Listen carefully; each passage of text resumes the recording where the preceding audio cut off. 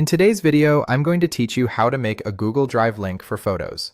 If you want to share several photos quickly and neatly, Google Drive is a great option. Instead of sending images one by one, you can place them in a folder and create a single link that other people can open. This is especially useful when you want to keep everything organized and easy to access. To begin, open Google Drive in your browser and look to the top left corner of the page.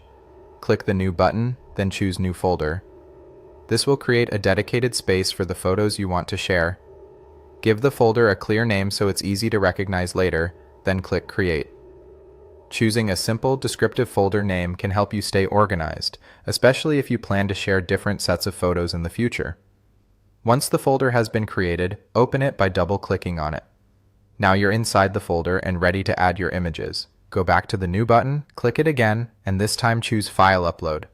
A file selection window will appear, allowing you to browse your device and select the photos you want to upload.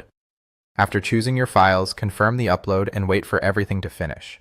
Depending on the number of photos and your internet speed, this may take a few moments, so make sure the upload is fully complete before moving on. When your photos are done uploading, look near the top of the page and click the folder name. From the menu that appears, select Share. This opens the sharing settings for that folder, which is where you'll create the link that others can use to view your photos. In the sharing window, look toward the bottom for the General Access section. By default, it may be set to Restricted, which means only specific people can open it. Click that setting and change it to Anyone with the link.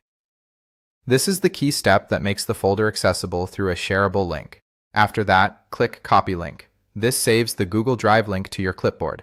Then click Done to close the sharing window. Your photo folder is now ready to share. You can now paste that link anywhere you want, such as in a message, email, or document, so others can access your photos easily. And that's how to make a Google Drive link for photos.